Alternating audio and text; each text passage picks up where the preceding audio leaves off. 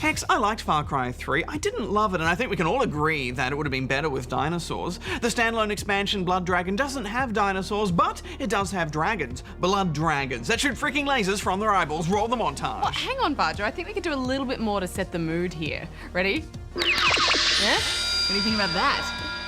Now roll the montage.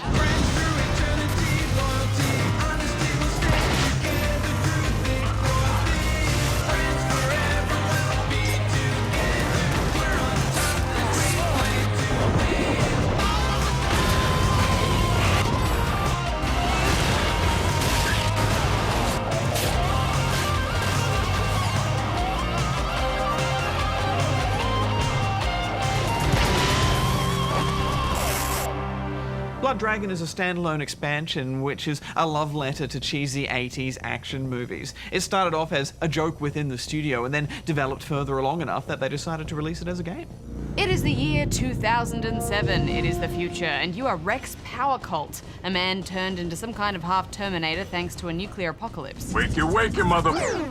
It's a classic tale. I'm sorry, Hex, can we please turn the lighting back? All this neon has given me a perm, and you do not want to see that. All right.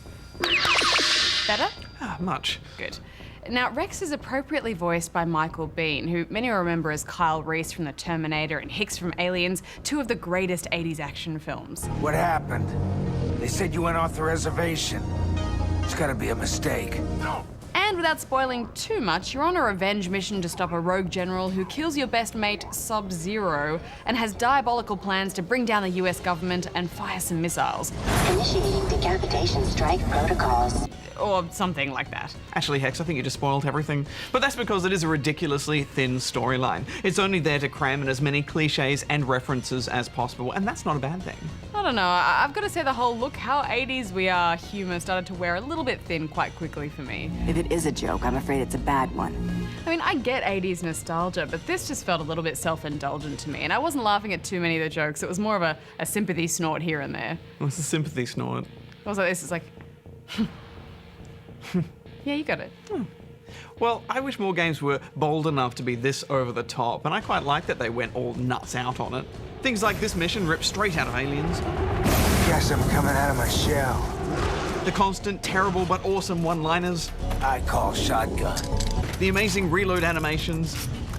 And that great Dino Riders moment. So cool. What the hell is this? I am the Battle Armor Dragon Assault Strike System. And that music is so spot on 80s. I think it's the best soundtrack we've heard all year. And in fact, it's done by an Aussie duo called Power Glove, so Power Gloves off to them. Yeah, I mean, that was pretty great, but it doesn't change the fact that I wasn't having any fun with the actual game. I mean, it's basically just a miniature version of Far Cry 3. You have a brand new open world island to explore, full of outposts that need liberating and animals that need hunting. Which doesn't sound so bad on paper, but in reality, it took just about everything from Far Cry 3 and made it slightly worse or completely terrible. Blah, blah, blah, kill, blah, blah, blah. I mean, first of all, how do they make this so ugly? I get that it's 80s, but even the 80s wasn't that bad, was it? The 80s was pretty ugly. I agree with you though. They've got this awful pink haze over the whole game, and like the hang glider sections where you were surveying the land, it was all quite picturesque in Far Cry 3, but here it just feels like they're pouring pink paint into my eyes. Yeah, and while we're talking about it, why even use those crappy hang gliders? I mean, if this is really meant to be balls out 80s action sci-fi, then why not strap a few rockets and lasers to it or something? I mean, come on, this is simple stuff, people. Yes, it would have been nice if they'd been a bit more imaginative with the vehicles. We did play this on PS3, so no doubt it would look a bit better on PC. Far Cry 3 wasn't very RPG heavy, but it has been simplified even more here. There's no skill trees, you still level up, but it's a linear path with each new level unlocking a preset upgrade. The crafting system is completely gone too though, so that does make hunting a little bit pointless. Yeah, it does have a small role though. With each outpost you liberate, you unlock 2 missions. One involves rescuing a scientist from a small group of enemies, and another that sends you out to hunt a particular animal, such as the leader of a cybernetic cassowary pack bent on taking over the world.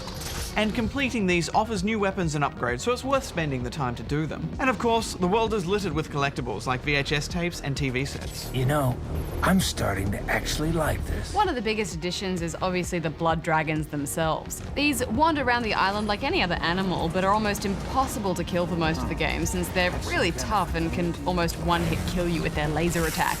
Luckily, they're also totally stupid, so you can sneak right past them most of the time. That's right. Nothing to see here. You also have cyber hearts, which you can throw, and the dragons will be attracted to them. So if you are trying to take over a base, just chuck a heart in there and watch the fireworks. Go, my pretty, attack! You boy. Holy shit. All up, we managed to blast through the main mission and get to the credits in about 3 hours. But you can probably double that time if you take down all the outposts and do all the side quests as well, which you're free to do after you finish the main story too. On a side note, we have 2 R18 games in this episode, Mortal Kombat later of course, and this, and it's not because of the violence, it's because of a high-impact sex scene.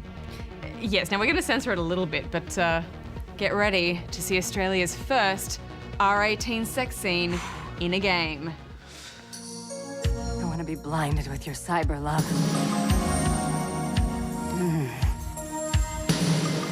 Yes. Ouch.